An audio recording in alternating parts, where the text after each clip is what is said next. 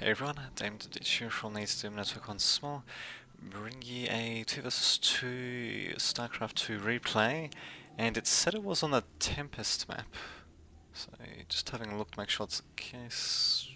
Yeah, I guess it looks like Tempest, but it just reminds me of Tal'Darim Alto, but yeah, you normally wouldn't have the spawns that close anyway.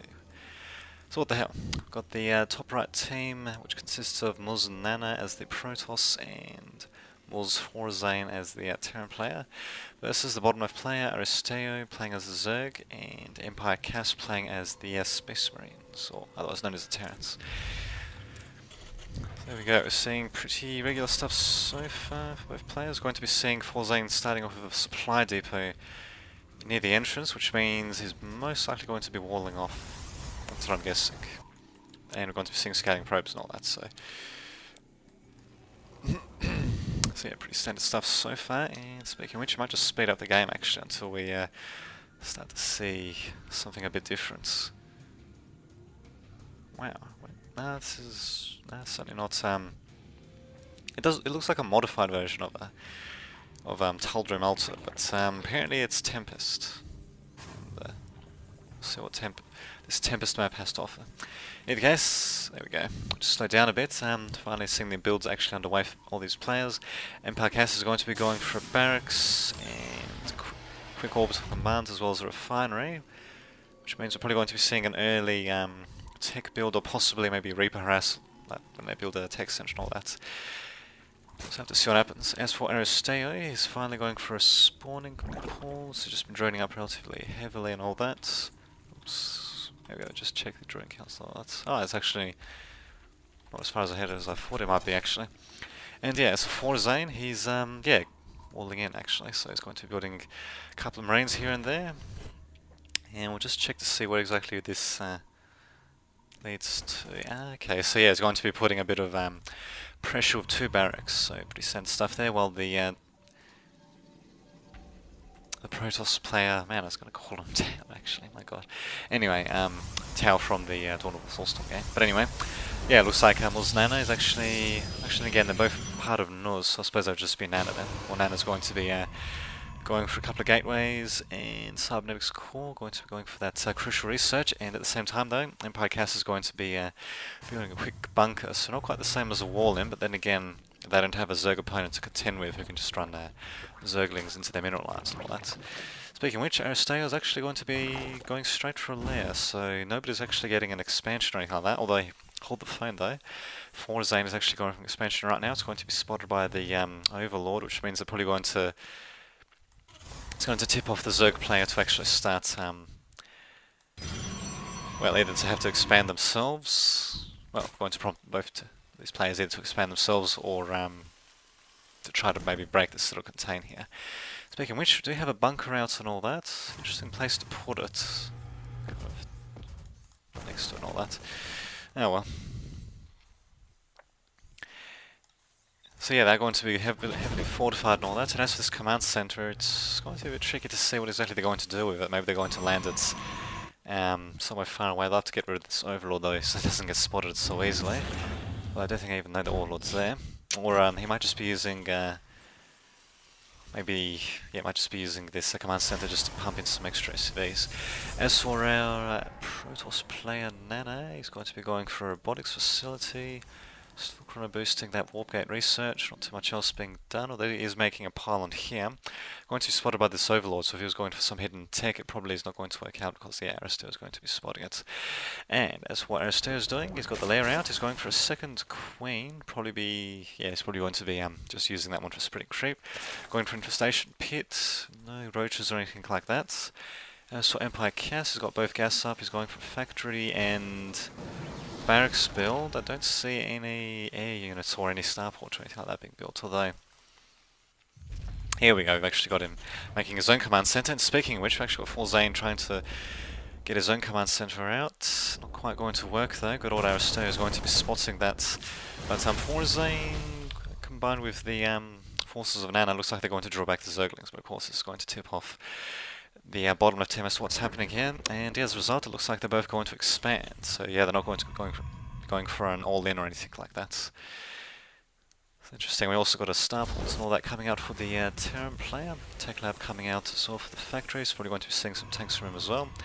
This bunker probably won't be able to do much, but might be better off salvaging it. And I'm surprised that he hasn't built any add-ons or anything like that for the barracks. I mean, that should stay pretty well protected behind this little wall and all that. So it's just as well that they managed to spawn in like that.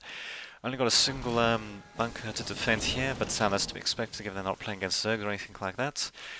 And yeah, so yeah, we are going to be seeing a bit of a delayed expansion by both players at the bottom left, but it looks like they're actually going to be making a bit of a concerted push towards the top right. We've got Forzane with a bunker and all that. It's not going to do him much good once EmpireKas unleashes his siege tanks. And yeah, they do. Oh, actually, that's right. They did siege before. So yeah, they have siege mode and all that enabled. Forzane and yeah, Nana don't really have too much when it comes to tanks. And here we go. We finally got an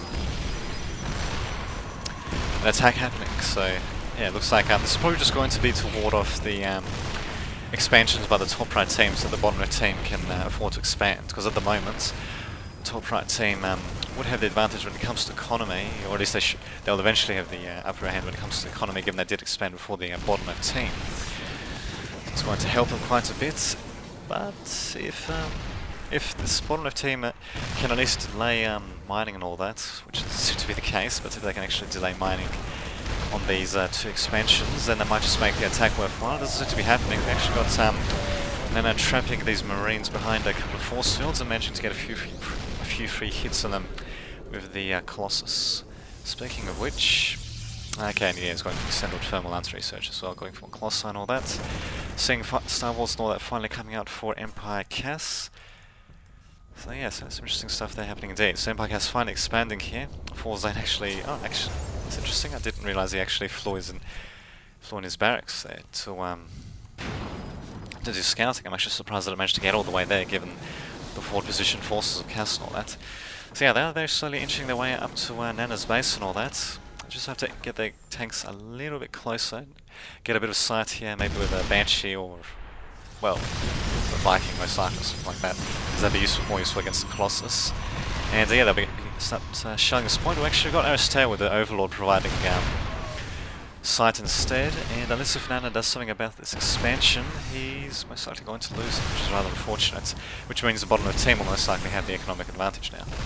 And bam, down goes the expansion there.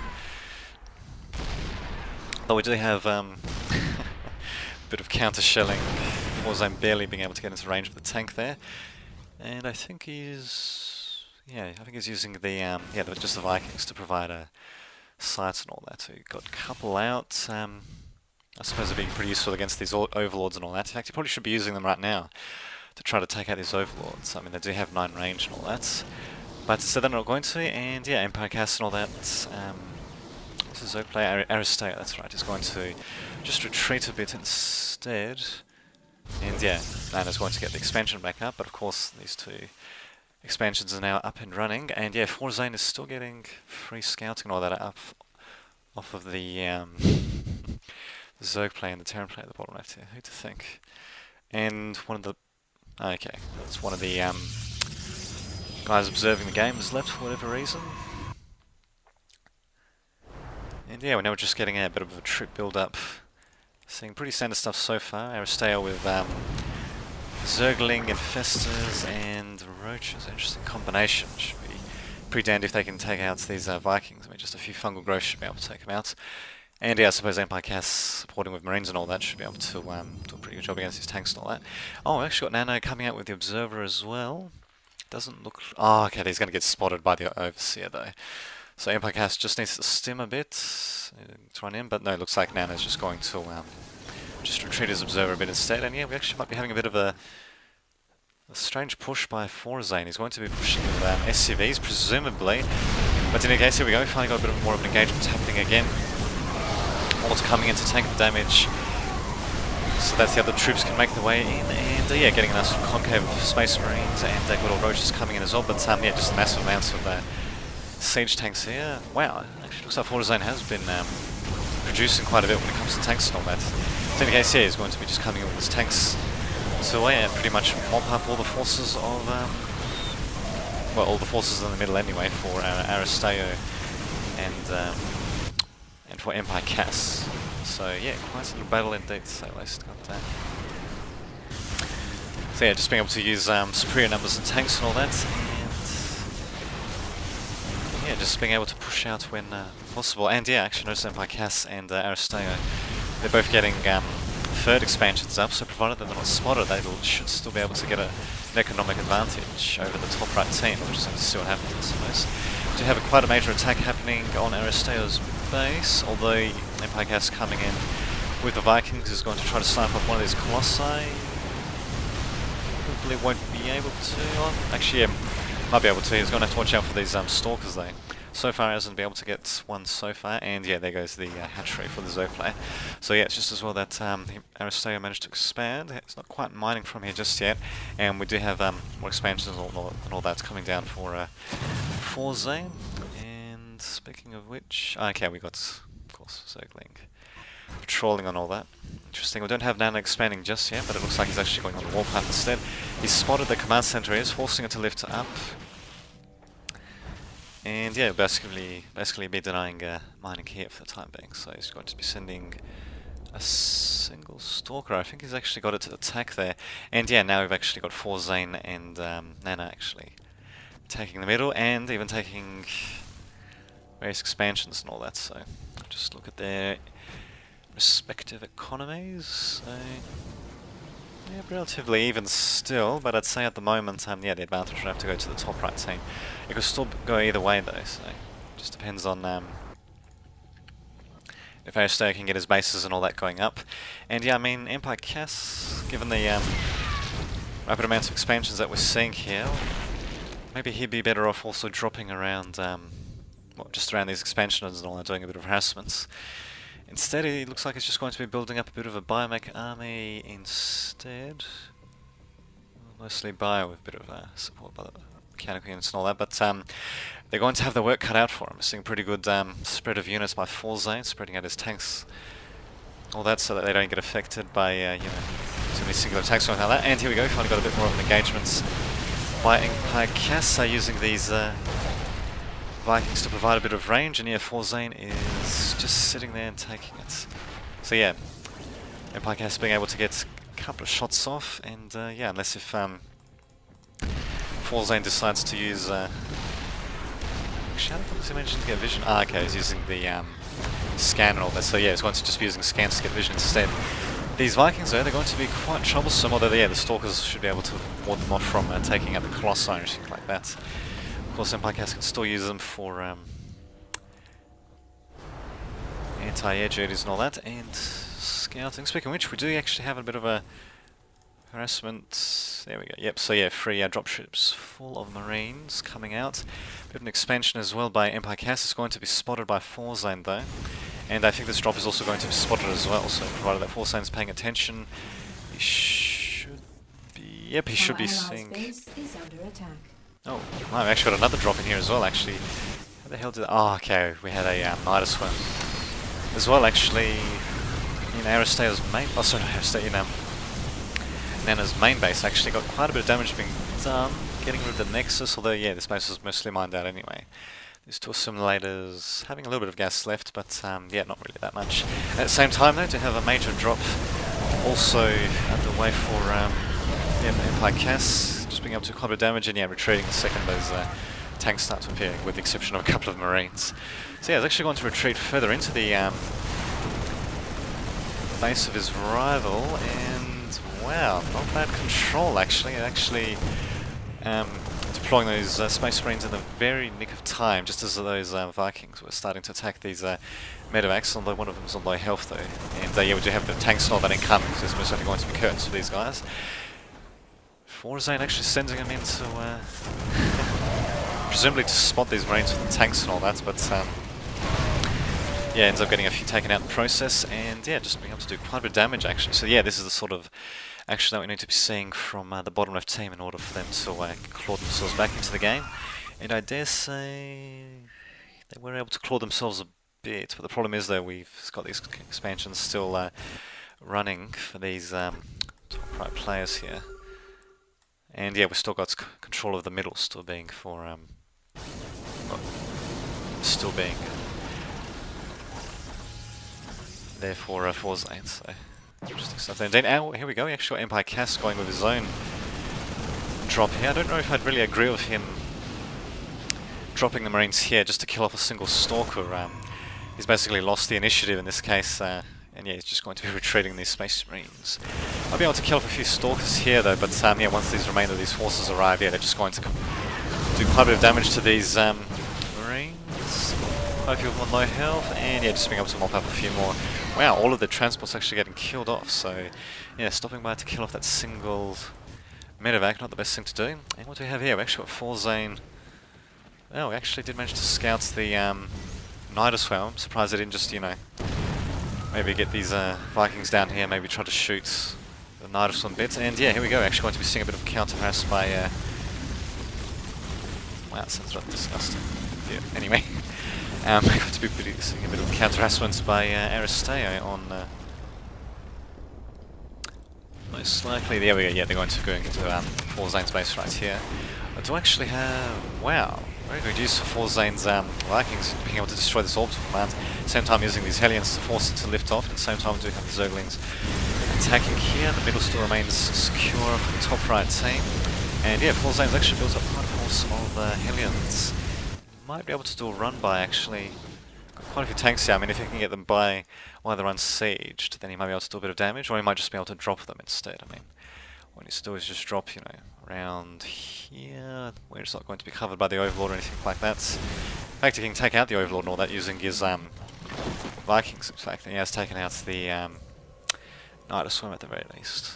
And yeah, we've also got 4s and all that coming out, so the 4 is here, as they say.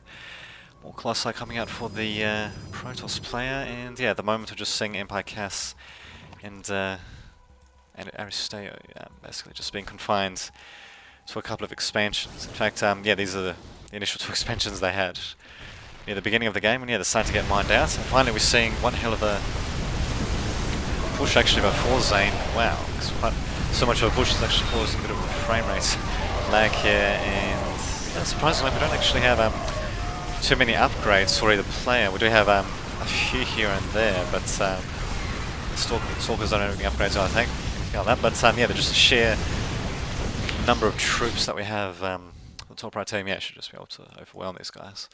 So yeah, quite a bit of back and forth action. I think it really cost bottom left players was yeah, just not being quite aggressive enough with their expansions, not being able to defend them quite as effectively either. They did a pretty good job in dropping here and there, but they did miss some pretty golden opportunities by going after single units and all that, allowing the main army of the opposing players to catch up with them. And there you go, they've left the game as well. So yeah, it's an interesting little game indeed as well. Should hopefully be able to upload this bit later on today. Well, actually be tomorrow. I need to process and all that first. But until that happens, this has been Damon Dudovich signing off.